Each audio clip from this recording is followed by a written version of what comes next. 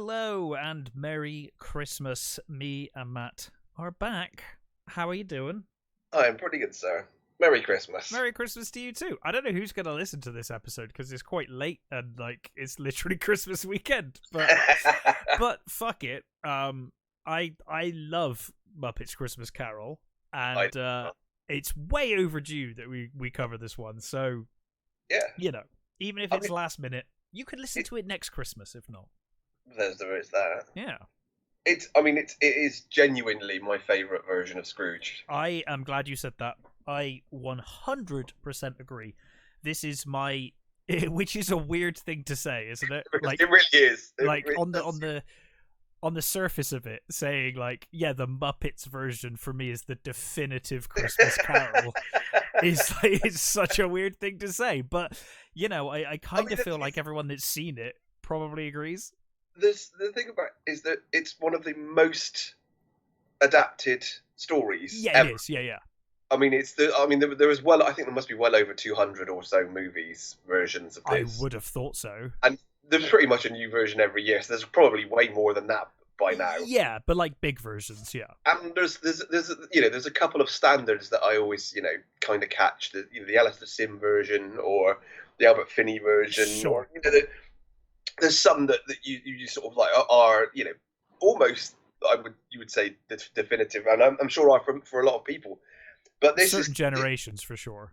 Yeah, and this for me has got two of my favourite things in the entire world: Muppets and Michael Caine. It's most perfect for me. I think Michael Caine. What Jaws the Revenge, On Deadly Ground. I honestly, if it wasn't for this film, I don't know where his career would be. I mean, this. Do you know what I mean? This film really. Yeah. I mean, he literally went from On Deadly Ground with Steven Seagal to this. And I mean, that's a hell of an uptake. And he's great in that movie. Well, no, he's great in everything he's in. He's a proper evil bastard in that movie. The best part of On Deadly Ground is it's a lot like Roadhouse, except in Roadhouse, it's nonsense in Roadhouse, but everyone covers it up in Roadhouse. Yeah. In this, Steven Seagal just literally murders a bunch of people and just gets away with it. No one ever questions it. They're like, fine, whatever, buddy. Don't worry about it. But you could probably say that about Michael Caine was a bastard. Can't you? You what? Well, yeah, you could. But usually he plays a cop or something. Yeah, true. I can't remember what is he? Is he an environmentalist or something? Is that what he is? No, I think he works for evil Michael Caine. Right. And he's told to get rid of the indigenous people, isn't he? And then he okay. something like that. I haven't seen the movie since it came out. The only thing I ever remember is the speech. That's all I ever remember. Yeah. And other than that, I can't really remember much. But yeah, he went from that to this. And I mean, the difference in quality in every regard is staggering. He is one of those actors that just sort of did jobs for money, really, and was just wanted to work. And I will say, whenever I watch this, I always come to the conclusion that Muppets at Christmas and doing a Christmas Carol was always going to be charming as hell and work to an extent. Yeah, I think so. But God, it really helps to have an actor, a solid actor, giving it his all. Considering most of this film, Michael Caine is dealing with puppets. Yeah. You would never guess. He's acting as if he is acting against a person playing Bob Cratchit rather than Kermit the Frog. You couldn't tell. He said to Brian Henson that he wanted to do it like he was doing the Royal Shakespeare Company. He does. It feels like it does feel like he is giving a Royal Shakespeare performance. Yeah. Of a Muppet of a Christmas Carol. Yeah. But it's just a weird alternate dimension where there's Muppets. Yeah. It's just it's bizarre, but it works so well. And again, it'd be interesting to see how it would have gone if it would have been somebody else, because Steven Seagal. I would pay to see that. Yeah, no, I probably don't think that. But he was. George Carlin was considered. Oh, I love I love George Carlin, but I just don't know about that.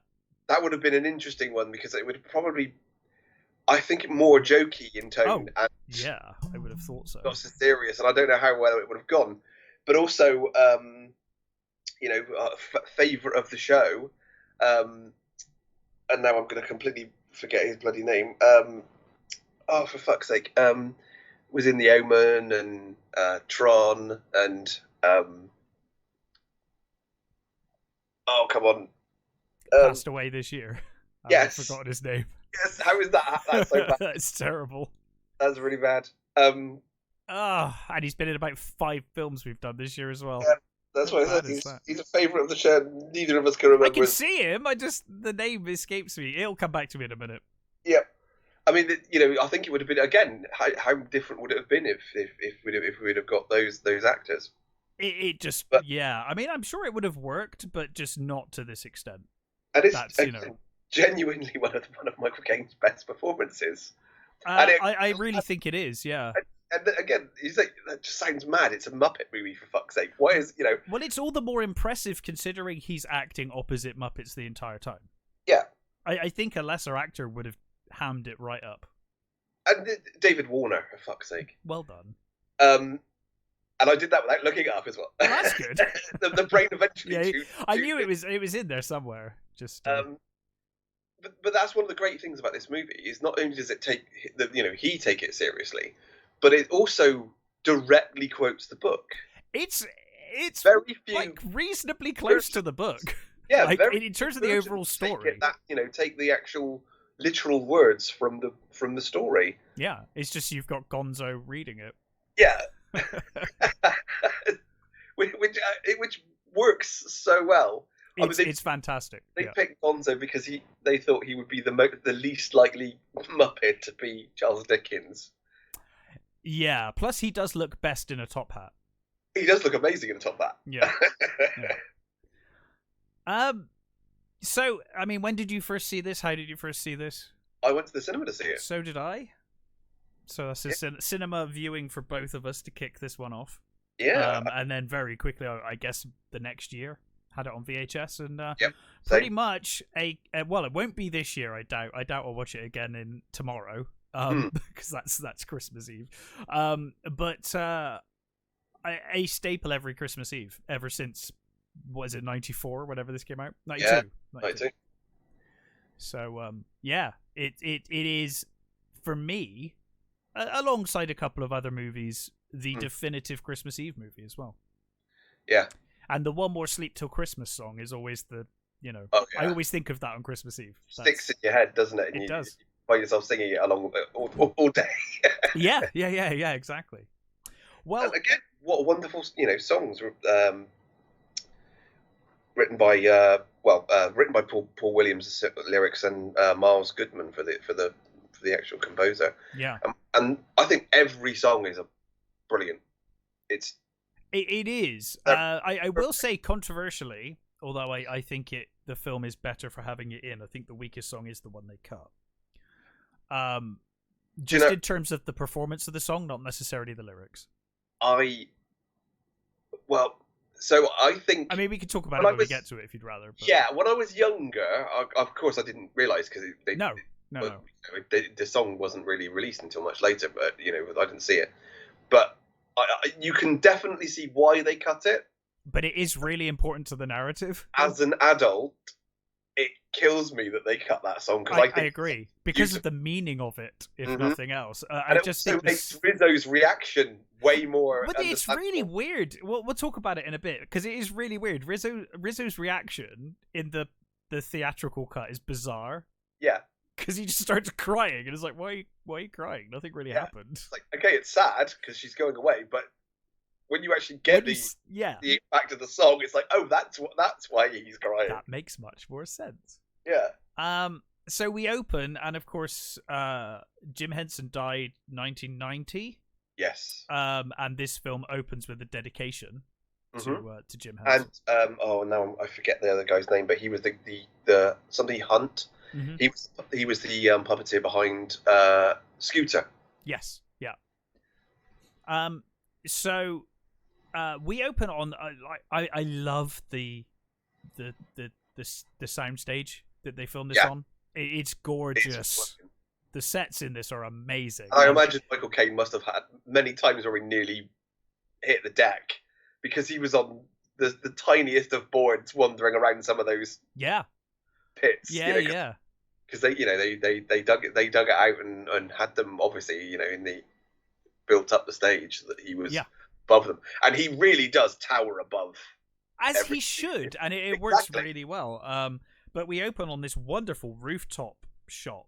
The shots of all the rooftops, and then we finally come down and we see we see a few humans and Muppets. Obviously, this is a 19th century London populated by humans and Muppets, and no one questions that's weird. That's just the reality. It's like Shadowrun, right? That's always been my favourite thing about the Muppet stuff. Is like, no one really questions why. No, that's Muppets are wandering around. That's the reality, right?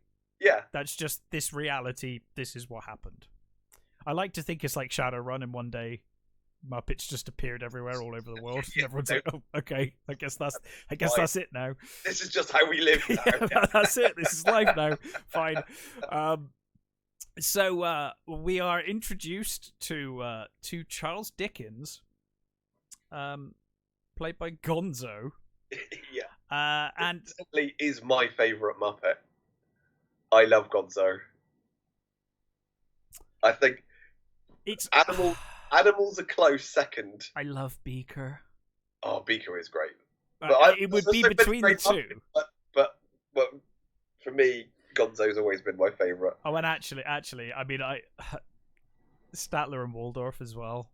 I don't know. There's too many good ones, but he's top 5. He's top 5 for sure for me. Yeah. He probably is the top on most days. I'll give you that. Yeah. But yeah, so we're introduced to Gonzo and Rizzo. Gonzo introduces himself as Charles Dickens, and Rizzo's like immediately like, "You're not Charles Dickens." A blue Charles Dickens, yeah. Yeah. I know the story like the back of my hand, and he says to him, "Oh, go ahead, test me." He's like, "There's a mole and there's a scar," and he's like, "No, the story." So of course, we are then introduced via song to Ebenezer Scrooge as the kind of the whole of London's like singing about what a bastard he is. Yeah. And they kind of end up with him kind of walking through the town, and they're following him singing.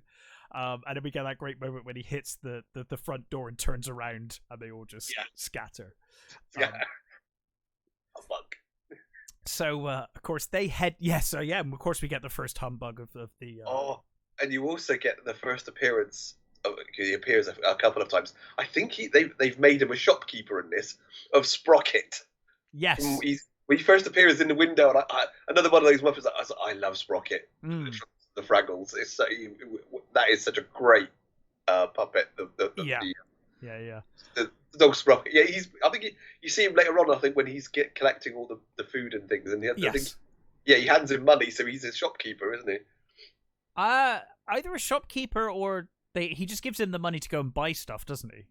I don't know. No, they're in the shop. He's in the. Oh no, you're right. They do. He goes to the shop and yes, you're right. He is a shopkeeper. Yeah.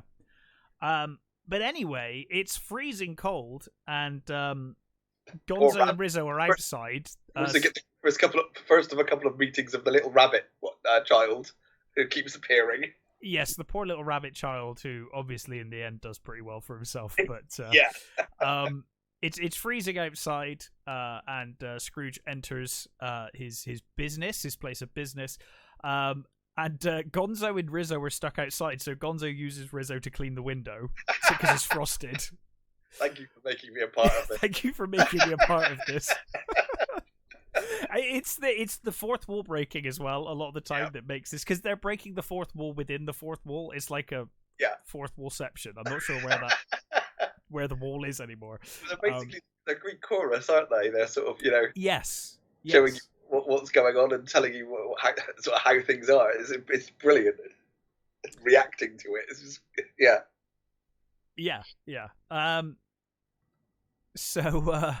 So you then get the little rabbit kid, who Scrooge throws out, and he like throws him out He like literally picks him up and throws him out the front door, No, and he's no, like, "Thank you for not shouting at me." No, that's not. He's not the rabbit one. That's the guy. That's So the guy that he throws out is one of his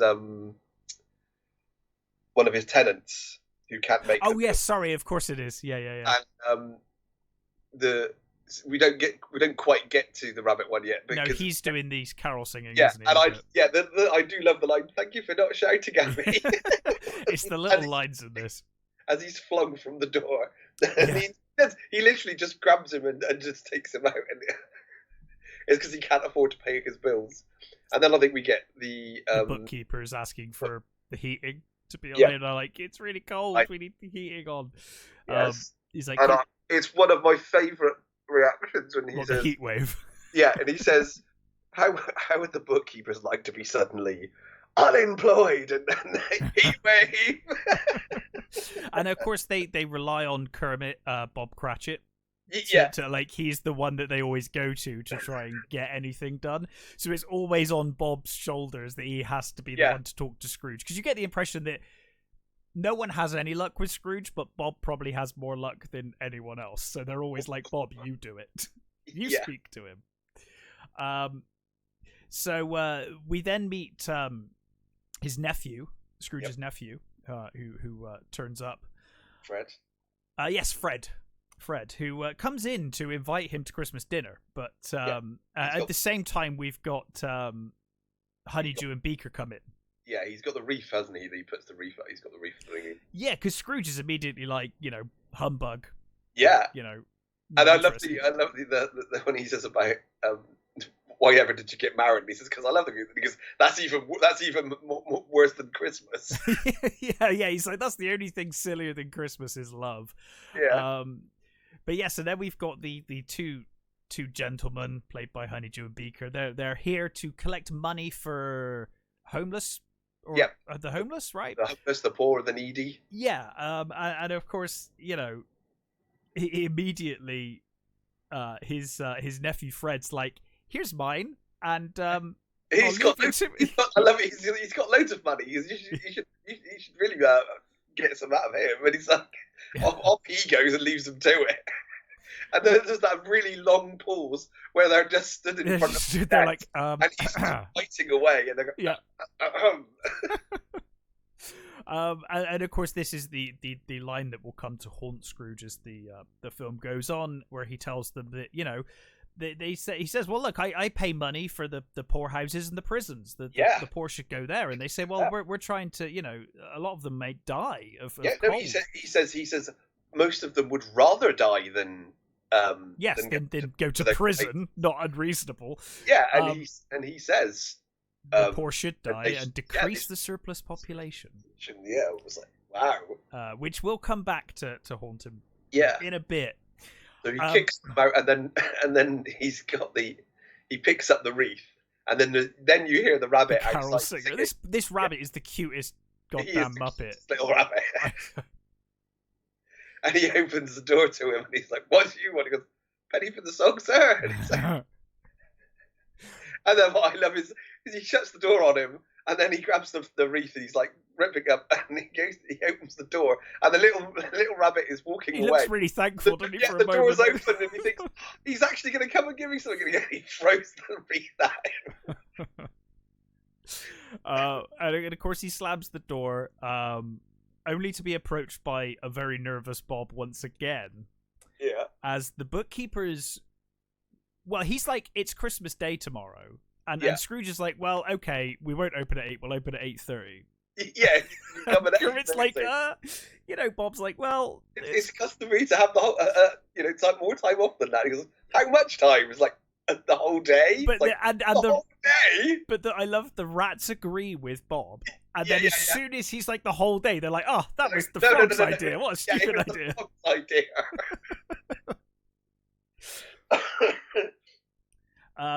So yes, in any case, he does relent, and Scrooge ultimately. He does a very Bob. was going to nearly said Kermit. Well, but, I say Kermit, but I'm going to go between the two characters the whole way through. He does a very good job of explaining, Well, he's like, it's a waste of energy because, exactly. yeah, no one else is going to be working this day, and you're just going to be wasting coal. That's that's an expense that we could do without. He knows how to talk to Scrooge for sure. He knows how to talk Scrooge language. Scrooge says like that's a really it's a piss poor excuse, but since everyone else doesn't see what a waste of time Christmas is, I guess we'll have to just not bother. You're right. We'll just take the day off then. Because basically the only reason is because there will be no other businesses for them to trade with or work with. Yeah. Even though at the end of this film he will visit every fucking shop in London and buy stuff. So I'm like, all the businesses are open, but never mind. I fucking love the end of this movie when he just literally turns up to the fucking Cratchits. He's like, "Hey, cook us food." Yeah. I know you've got. I know you hate me. Yeah. This turkey, will only take a fucking day to cook. The entire day to cook it. Yeah. But yeah, so in any case, he does relent, and he says, well, fine. And Scrooge leaves. And as he's leaving, he says, "You can come in all the more earlier the day after." Yes, yeah. And then we get the first rendition of One More Sleep Till Christmas. Mm-hmm. As they pack up they clean the shop, the books up and leave the place, lock up, and then we get the penguin ice skating. Yes. With Rizzo getting you think flung. That, it seems to be one of those really weird bizarre things in a Christmas Carol, but strangely works. And again, don't really question why there are penguins ice skating in London. Yeah. And Bob's or Kermit is deep in song, and it's quite a kind of joyous, upbeat thing. But then we do cut back to the little rabbit boy who's like freezing in a bin or something. Where he's like all wrapped in newspaper, isn't he? Yeah. Yeah. So yes. Scrooge then heads home, and he's about to open his front door when the knocker. I think it turns into Waldorf, doesn't it? Yeah. Robert Marley. Yes. And he's like, Bob Marley for like a moment. I think Gonzo says that like he was unnerved, but because things had gone back to normal, he just was like, that was weird. I guess you live in a fucking Muppet world. It's like, okay, maybe that happens. I don't know. So he heads inside. It would be Jacob Marley, wouldn't it? Not was it Jacob? I can't remember if it was Robert or Jacob, but one of them. So yeah, he enters, and we get this great line. It's one of my favorite lines of the film. When they're locked out because Rizzo was trying to get some food that he'd buried somewhere. Jelly beans. Jelly beans. So they miss getting inside. And Gonzo starts explaining what's happening inside, and Rizzo's like, "Right, I've had enough. How can you possibly know what's going on? We're out here, he's in there." And Gonzo basically says, like, "Look, I've told you before, storytellers are omniscient. That's just how it is. We just know what's going on." And he even says things, and then the lights come on as he's coming to the rating. He's like, "How does he do that?" Just before that, we get another bit, which is one of my favourite bits as well, is just when Scrooge jumps back from the... he knocks them both, He knocks them down, and for a while... He knocks him out, right? He knocks Gonzo out. He doesn't move. He's just led there, and Rizzo's like, "Oh my god!" He's like, what, trying to wake you up, and he just sits up and carries on like nothing happened. And Rizzo goes, "Didn't even break his concentration." Didn't even break his concentration. So we see that Scrooge is unnerved as he goes inside. He gets spooked by his own dressing gown and starts beating it up until he realizes, "Oh, it's my favorite dressing gown," and like no harm done. And puts it back on. And then he sits down to eat the biggest block of cheese with bread I've ever seen in my life. And suddenly we get the servant bell. I think it's a servant bell. You get a really great shot there as well of from the balustrades. You get the edge of the balustrade and just him sat by the fireplace it's a beautiful shot. It really is, and And the cinematography in this is incredible. Yeah, it's Brian Henson's it's his directorial debut, and he did an absolutely cracking job. I guess he'd just been around, Yeah, long enough at that a point. lot. Yeah, exactly. Yeah, but it is a fantastic shot. But yeah, the what I assume is a servant bell rings, and obviously Scrooge is terrified as it rings by itself. Yeah. And then we of course get the appearance of Statler and Waldorf as Jacob and Robert Marley. Marley and Marley. Who, I mean, I always loved them in the Muppets. Yeah. I just love that. I think I always love that kind of heckling character that they both play. And of course they're heckling him, and he's like, "Oh, you always heckle me." That's the thing about those two. They've got the best put downs and the best lines in most episodes. For sure. Well, because generally, like, I always thought they were kind of put there for the adults watching. Yeah. Because you're watching it with your kids, and your kids are enjoying that, and then you've got Sattler and Waldorf that are like basically ribbing or making fun of the show. Yeah, that is clearly the only reason they go there is because they so that they can be miserable and put everybody down. Yeah, exactly. So obviously they break into song, and by the every song in this is amazing. Yeah. Fantastic. The soundtrack to this is incredible. Yeah. But they talk about how they brag about closing an orphanage and, and basically sing about how their wicked ways have basically condemned them to a life, an afterlife in chains. They're shackled for. And I do love he does have that. They do have that line about he makes a joke and he says you should leave comedy to the bears, which is a brilliant line. Yeah. But after that, they tell Scrooge that he will be visited by 3 spirits, and that the first will appear when the bell tolls 1. So obviously, and what's great about this whole scene is it's actually scary. Well, I think that about the Ghost of Christmas Yet to Come as well. It's filmed when things are meant to be scary. It's filmed quite earnestly for a Muppet movie. I've discovered that people find the Ghost of Christmas Past scary. She's creepy as fuck. Really creepy, and I've always thought she's kind of like weirdly beautiful and ethereal. No, as a kid, I always thought she was probably the creepiest of all of them. Actually, there's just something really weird about her. Yeah, see, that's funny. I find that funny, but it seems to be the prevailing thought, except for So, yeah. And they do have that line where Rizzo says, "Is this going to be too? Should we be worried about the kids?" Yeah. And it's like, nah, it's literature. It's fine. Yeah. And I think that's one of the great things about this version is that they literally go, no, kids, kids can deal with it. They're not that, they know how to deal with it. And also, it has a great ending. So yeah, exactly. There's good morals. There's a brilliant build-up for them, to see how it goes and how someone can be redeemed. Yes, yeah, absolutely. So the Ghost of Christmas Past, as you said, kind of a female. Yeah, childlike spirit. It's voiced by Jessica Fox, who was, I think, the young girl at the time. Right. So she takes him back, and of course Dickens and Rizzo head come back too. What I love is they he's got they sat on a lamp, I think, and he's got a grappling hook. He just throws the grappling hook. And I've seen an outtake where he's he's swinging the grappling hook around, and it ends up embedded in his head. The concept just goes over. Brilliant. So we see Scrooge's school days, where he was chairman of the board, right?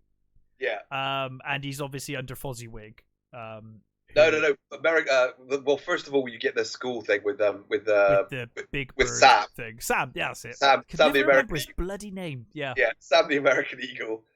And he's got one of my favourite things when he says, "We kind of feel like he learned everything he learned from Sam, right?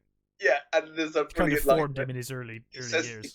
He says, so you will be introduced to business because it is the American way." Yeah. You get Gonzo whispering in his ear, and he goes, "It is the British way." He looks sheepishly around. Yeah. And then we move forward to Fozziwig when he's employed by Fozziwig. Yeah, he's got a rubber chicken factory, and he's throwing a massive Christmas party. I know. And do you know one of the best things about this movie, actually, the costumes. Oh, it's incredible, isn't it? Are fucking amazing. And Gonzo and Rizzo's costume during the party scene is I think it's what is it? It's not 1830. I can't remember. I think it's late 1700s, early 1800s, and they're so well done. They're amazingly designed, and they've Gonzo and Rizzo have a number of different costume changes throughout the whole movie. They're all amazing. One of my favorites, and it's the costume designer was Anna Hollowood and Polly Smith, and there's a really great video on YouTube by Abby Cox who goes through the costumes. Oh, really? Oh, cool. Yeah, it's really good. I recommend it. It's really good. But the costumes are amazing, and especially in this part, the colors are brilliant. The what they're, the costumes have details in them that you don't even notice. Like the brocade in Rizzo's smock at the beginning is ridiculous because he's so tiny. And the amount of work and detail that went into just each costume. Yeah. For essentially that most people won't even notice. Yeah. But yeah, the costumes are amazing in this movie. They are, and like you said, particularly in this scene, this huge party, and I love we've got Animal on percussion. Yes. And he's trying so hard, to be good. Like you get the impression he's really trying. He's trying to keep his concentration and not lose it, but of course he soon does, and the party kind of speeds up as a result. You also get that bit where Fozziwig's trying to make his speech. Oh yeah, and his speech is just like "Merry Christmas." Yeah, and no one can hear Fozziwig. Everyone's ignoring Fozziwig, so then Animal goes quiet, and everybody's completely silent. And you also get a young Statler and Waldorf, which I don't think I've ever seen before. I don't think you've ever seen a young Statler and Waldorf. What I love is that even they start dancing, like they can't help themselves. Yeah. They're the dancing fool. Yeah, so Scrooge is telling Fozziwig at the party, he's like, do you realise how much this is costing us, this party? Like, and Fozziwig's like, it's Christmas, like, lighten up. And of course it's here where he first meets Belle. Mm-hmm. And it's kind of, I guess, insinuated that it's love at first sight. By the way, I don't know who they got to play young Scrooge, but he looks a lot like Michael Caine. I thought they did a good job. Raymond Coulthard. Did a good job of finding someone that looks reasonable. It's always difficult when it's an actor you've seen young, because it's like, well, I've seen Michael Caine young, so I know what he should look like. But I think this guy does a really good job. He looks a lot like Michael Caine could, and he does a good job here. But yeah, so I think immediately falls in love with Belle, like love at first sight. And the ghost is like, this isn't the only Christmas you spent with her, and he like starts begging her basically. He's like, please. He knows what's coming. He knows this works. He knows what's coming. And of course she takes him to the mostly cut scene, which we were talking about in the intro, where there is a lovely set, like this lovely bridge, and it's all snowy, and she's and she says, you did love me once, and she says that it's another year before their wedding, because he keeps putting it back, doesn't he? And he says, well, look, business is bad, and she's like, you're a partner in the business now, like you're where you said you needed to be. But of course Scrooge is saying, well, there's still not enough money, and I guess Scrooge is trying, I think I always got the impression that Scrooge was trying his best to give her everything he could, and it was never enough. Like, he always felt like it wasn't enough. But she's obviously got, you know, the idea is that he's picking business over her. He's just got too greedy, which may be the case. I like I said, I think it's probably the weakest song. This cut song. I'm not sure whether it's. I wouldn't say it's the weakest because I think it's lovely. It's fine. I think the performance is the weakest though, like the singing performance compared to the rest. Personally, I don't agree. Well, I don't agree. But I can see why they cut it. Yeah. I mean, Henson was furious that they cut it because he said. Well, I'm annoyed they cut it. Because it's still a good song. I think it's the weakest. I still think it's a good song, and I still think it's reasonably well performed. Mm-hmm. And it has so much impact on the rest of the movie that it just feels weird. And the film feels really awkwardly cut as well. Yes, it really does. Because they literally just carve it off, and Rizzo is crying. She basically says, like, you did once. You loved me once. And then Rizzo's crying, and then we cut back to 2 o'clock. And it's like, oh, okay. Yeah. He's basically just back in his bedroom. Whereas obviously when you hear the full song and you see his emotion and her emotion, you get to see him as old Scrooge. Yeah, next and he's to her and singing with her. It's amazing. And you can see the heartbreak because he's just following her around. You get the impression this is the biggest mistake of his life. Was letting her go. I mean, this is what killed Christmas for him, isn't it? Effectively, losing her on Christmas is what pushed him to become the bitter man that he is. Because he sees love everywhere at Christmas and he hates it because that's what he never had. Yep. Had once and lost. Worse than never had and lost. So then, of course, he wakes up in his bedroom. She basically says, I never want to see you again, ghost, bugger off. Yeah. And she goes away, but of course she tells him that, you know, another ghost will be along shortly. And then Brian Blessed turns up. Yes, Brian Blessed turns up. Come in and know me better, man. Yeah. Who I always thought was a little terrifying as well when he's massive. He's giant thing. First appears, he's huge and he takes up the room, doesn't he? It's the booming voice and the great beard and everything. He's completely larger than life. Yeah. So that was one of the things that they so when they initially came up with this idea, it was going to be that the Muppets were going to the established Muppets were going to be the ghosts. Sure. Kermit or Scooter was going to be past.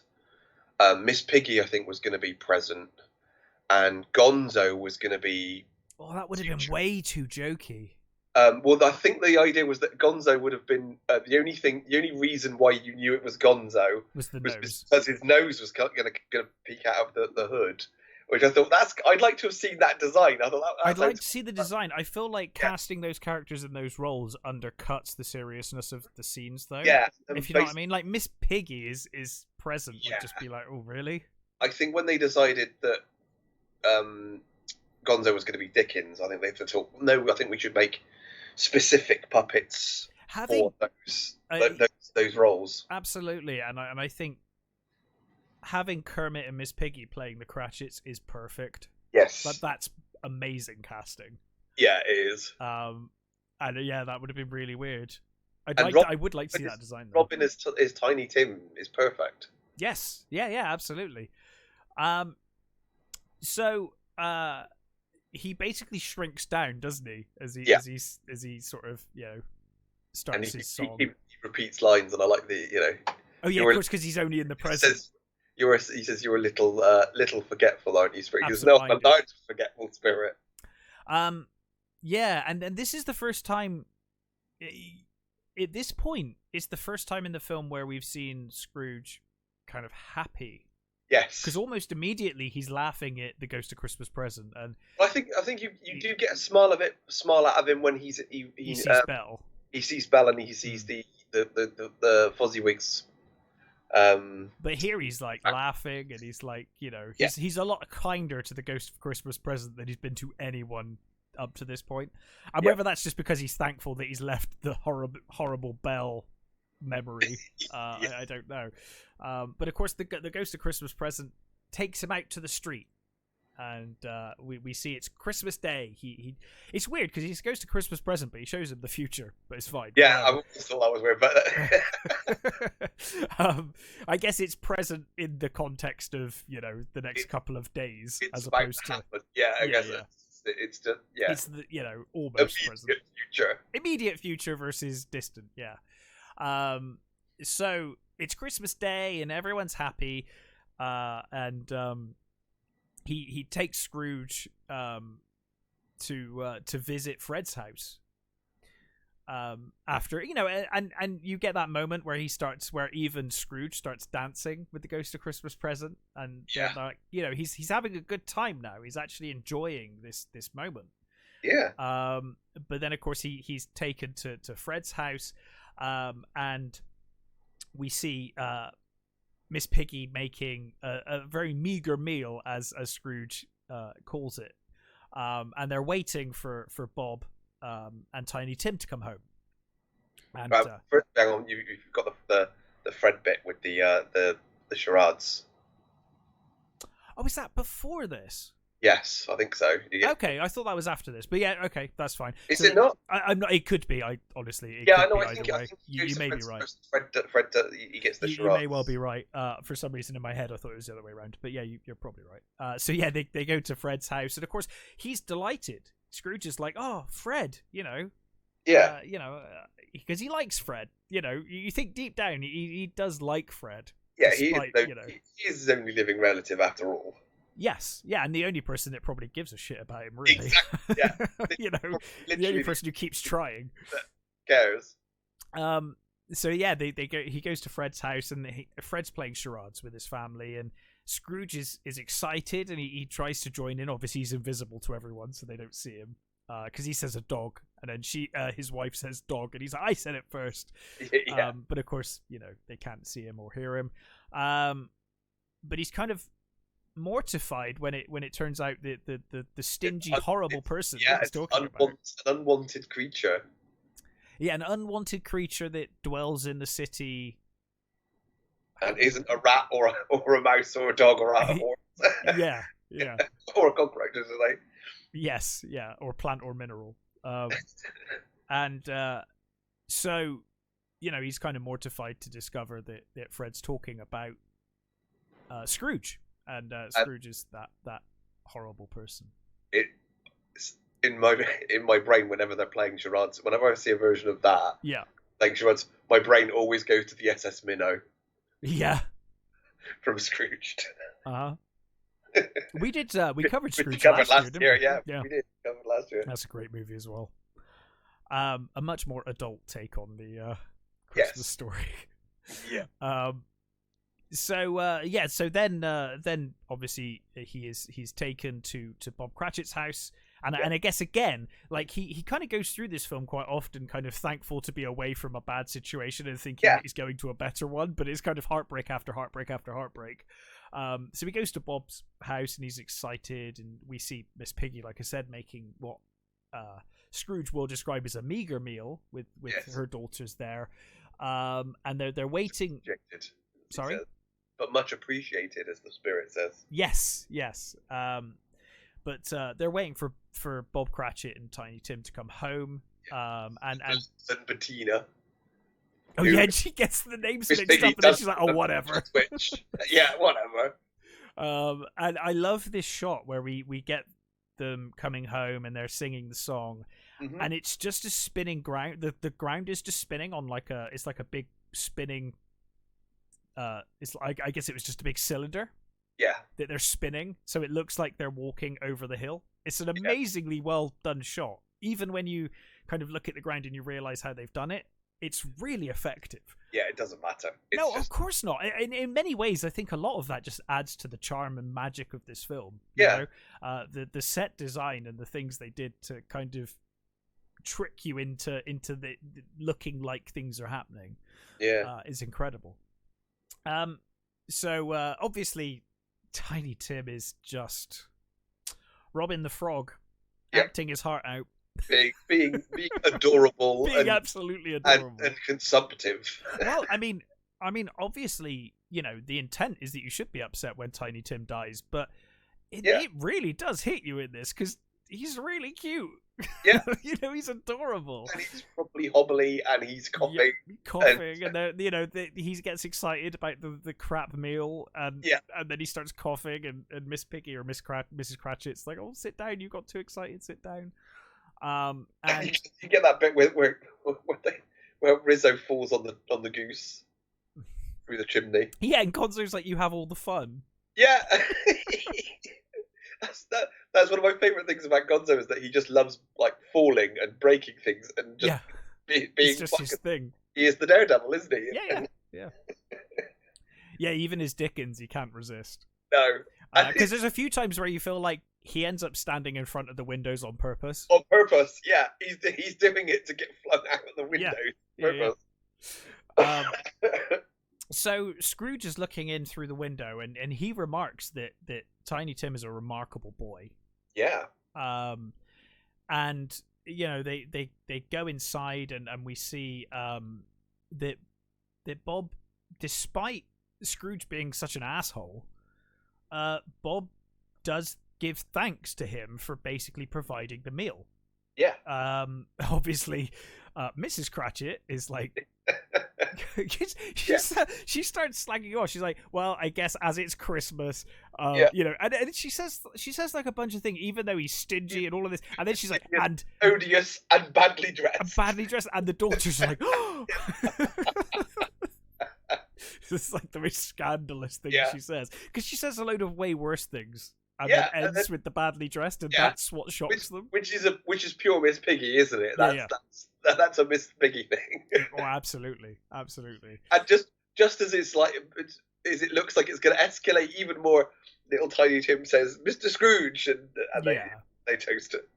So Scrooge becomes obviously upset by what he's seen here, and he begs the Ghost of Christmas Present to know if Tiny Tim will die, and the Ghost of Christmas Present's like, well, that's going to be left to another ghost. But that's not my domain. He said, but he does see a shadow. I do see a shadow, yeah. An empty chair with an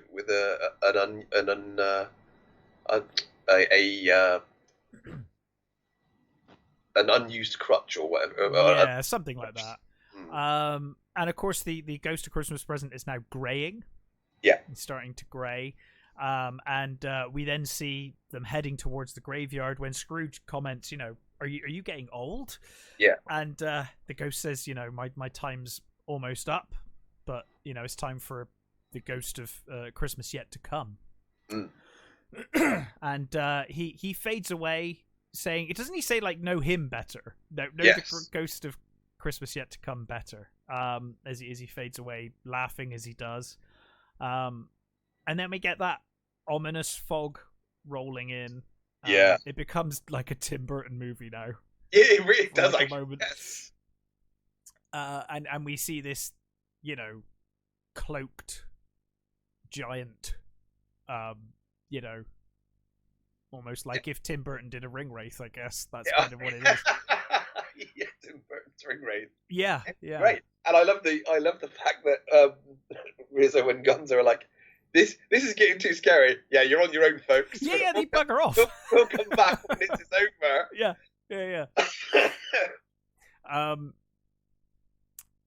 After Gonzo saying, "Nah, it won't be too scary for the kids. Like, it's too scary for them," and they leave.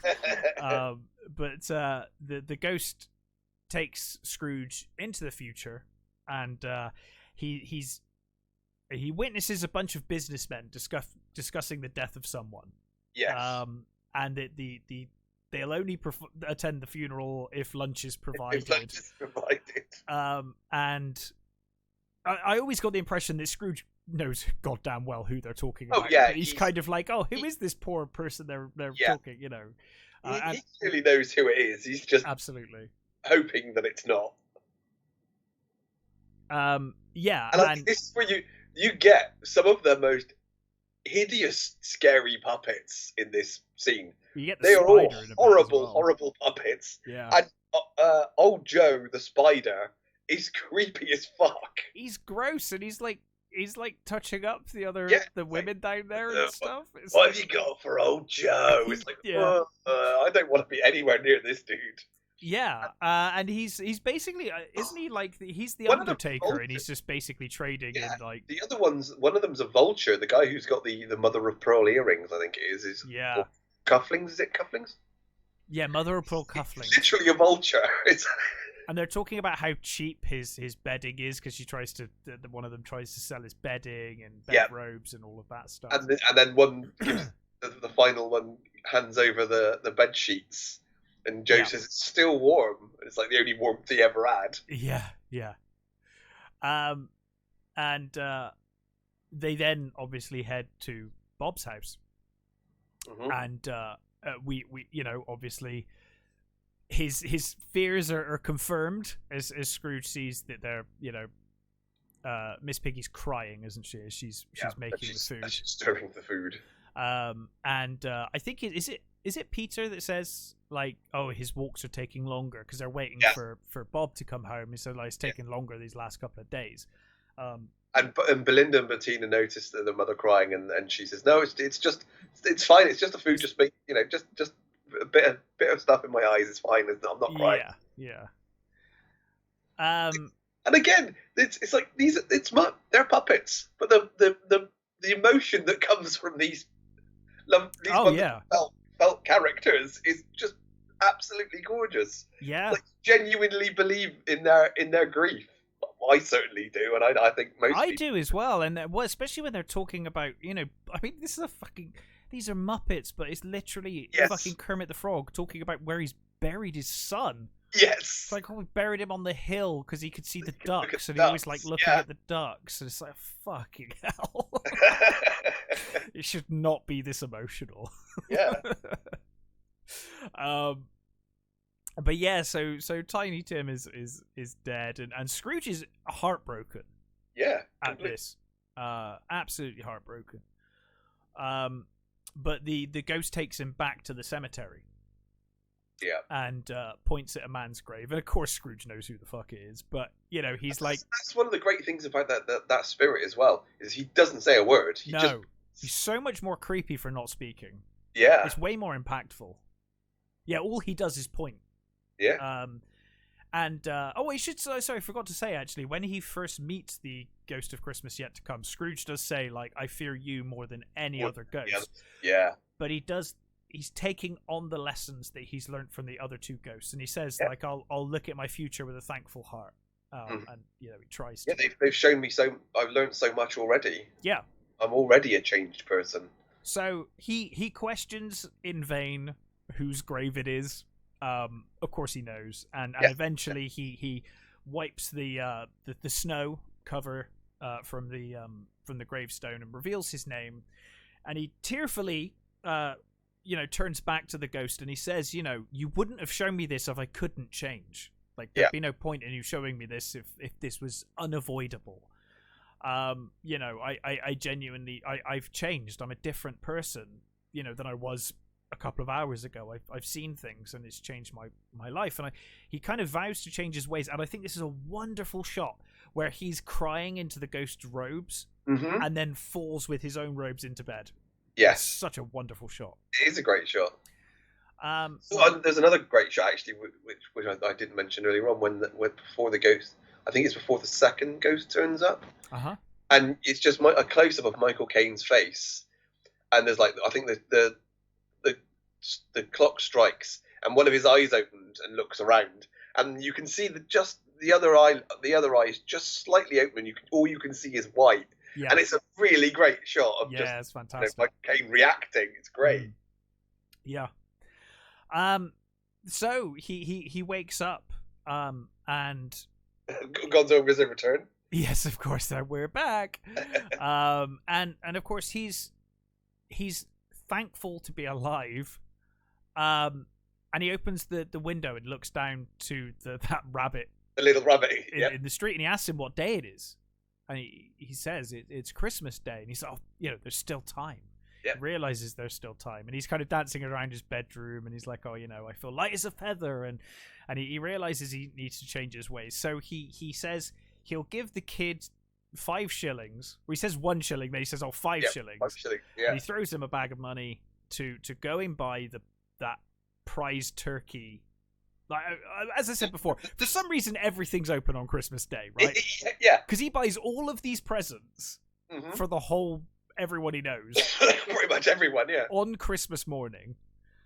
And he goes to see Fred, and we get to see old Fozziwig, which I always forget until I rewatch this. We get to see old Fozziwig. Old Fozziwig and Sam, yeah. Yeah, which is really nice. And I like Sam shaking the gift. Yeah. So, And even better is Fozziwig shakes the gift using his ear trumpet, which is great. Yeah. You get the impression that Sam might have fucking regretted the monster he created. Scrooge. Like, now that he's an old guy, he's like, oh Christ, what have I done? But so he reconciles with his people of his past. He goes to see Fred. Yeah. And I always thought we could do with a bit more time with them, actually, with him kind of... You get it in the montage. Yeah. He goes in and he gives them presents and kisses her, and they're all shocked. But it would have been nice to have a bit of dialogue there, I thought. But, as part of the song at this point, I guess we're moving forward. Again, great song. Yeah. And of course, by this point, he's bought stuff for everyone, and he's got this massive feast, and the whole of London town is out, following him, singing along. And then he gets them all to hide as he approaches Bob's front door. Yeah. And angrily knocks on the door and demands to see Bob, who sheepishly answers. Miss Piggy, Mrs. Cratchit is hiding behind the door, and Scrooge makes out like, why aren't you in work? You should be in work. We discussed this, and Bob's like, you said we could have the day off. You did, sir. And he's like, I have a right mind to give you a piece of my mind, and she obviously Miss Piggy bursts out of the door. She's like, oh, right mind to... Was it like... No, he says, and therefore... and therefore... I am going to raise your salary. I'm going to raise you off the street. Doesn't quite hear him and says, I'm going to raise you right off the pavement. And then, of course, she realizes what he said, and she's like, oh, lovely, come on in. And, of course, then he smiles. He says, Merry Christmas. And then, like I said, I always thought it was really fucking cheeky. This is not a small meal. She is cooking for, like, half of London. Yeah.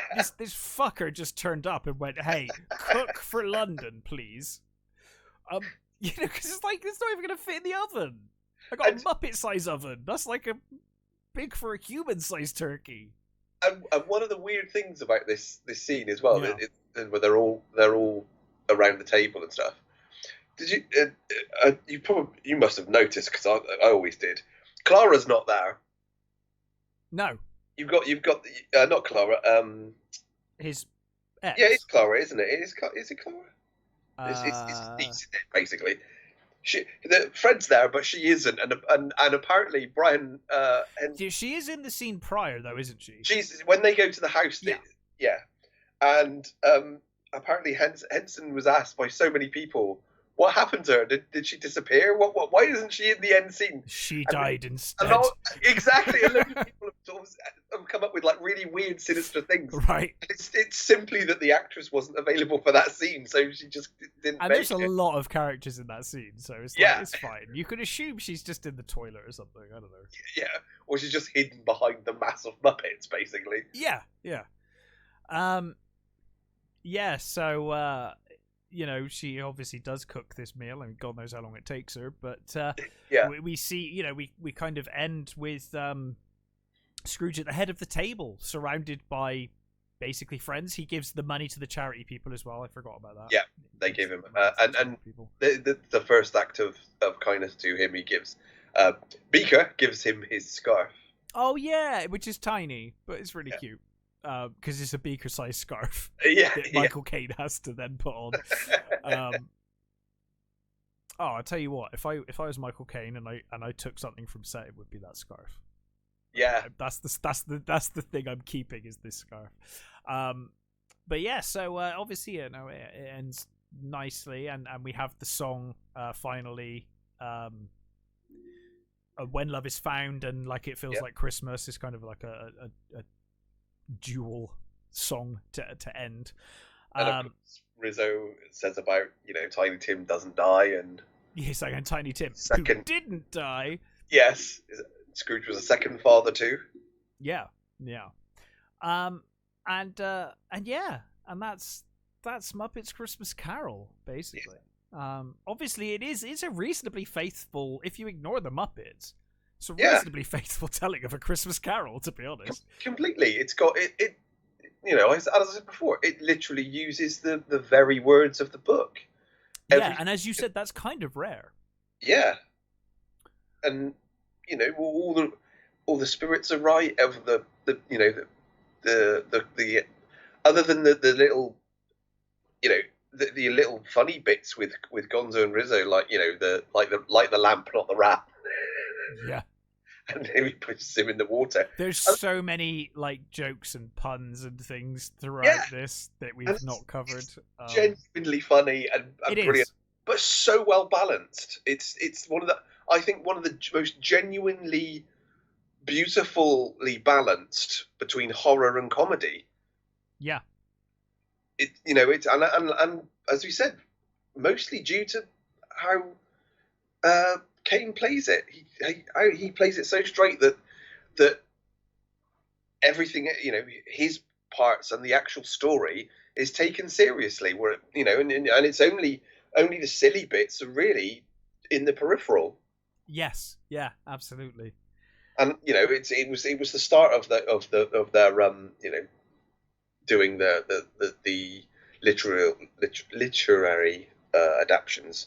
Because you get Treasure Island later, and I think they did a few others, but not Muppets in Space. Not I don't think that was yeah. No, I like Muppets in Space actually. Did they do Gulliver's Travels? I don't know. Maybe they didn't. Maybe I'm just imagining that they did. I don't remember them doing that, but they definitely did Treasure Island. I remember. I know they did lots of TV specials, so then it might have been It may have been that, because I haven't seen all of the later ones that that are like Disney stuff, which I don't think Disney's ever quite known what to do with them. No, I mean they did do. I quite enjoyed the. Was it just called the Muppets? I like the Muppets tonight. Is it the Muppets Tonight? That one was quite funny. There was one they did in the 2000s that was quite good. And I know they've had one very relatively recently, but I've not seen any of it. No, I've not seen the more recent one. I saw, when was the last one? Yeah, the Muppets 2011. That was pretty fun. Yeah, but that's the last one I saw. So I've not seen the more recent ones. But yeah, I mean, it almost feels like. I almost feel like there's no point in reviewing this, because if you've seen it, you love it. It's just, there's nothing we're going to say that's going to change your mind here. This is just a amazingly heartwarming, almost for me definitive Christmas Eve movie. Actually, I think if you haven't seen it, absolutely do. Maybe if Muppets have put you off, we have not done it justice. Like, honestly, give it a go, because it is beautiful. The songs are great. The performances are fantastic, and it does not detract from the wonderful story at all. No, absolutely. In the same way that I always say, Wrath of Khan's not just a good Star Trek movie, it's a good movie. Muppets Christmas Carol is not just a good Muppet movie, it's a good movie. It's a really well made, really well told version of A Christmas Carol, and it's absolutely worth your time. Yeah, it's beautifully directed. It's as I said, the costumes are fantastic. It's almost everything about it is just perfect. I can't find fault with it, if I'm honest. I don't have, and we have talked before about how your tolerance is lower for Christmas movies and stuff. Yeah, but honestly, I don't think there is anything to fault here. It's I think there's nothing to tolerate in this. And I think when it came out, I think some of the reviews were quite sniffy about it. Of course. But and it made its budget back. It didn't do. It had quite a modest budget. I think it was only like 12 million or something. It didn't do great, but it made its budget back. And the thing is it was against Home Alone 2 and Aladdin, Yeah, I mean those are. I mean, I remember when Aladdin came out; it was huge. Yeah, and Home Alone 2 again. I mean, Home Alone was so massive. Home Alone 2 is another one that's like, I know it's nowhere near as good as Home Alone, but Yeah. it is so Christmassy. It is. It's the turtle dove thing and all of that stuff that does it for me. Yeah. But Yeah. yeah, this wow, what a movie. So that's it from us. I'm not sure what we're doing next week. Are we going to jump straight into our films of the year, or are we going to? I think that's probably what we'll do. Yeah. So next week we will come up with our top 10 or 5, probably 5. 5. Yep. Films of the year. I always struggle with 10. 5 I could definitely do. Yeah. And until then, have a great Christmas, everybody. Thanks for listening. And it's been a blast. Absolutely. And yeah, we'll be back after Christmas next year. Next week. Sorry, not next year. Next week, with our top 5 movies of 2022. But yes, until then, have a great Christmas. Stay safe, and we'll catch you next time.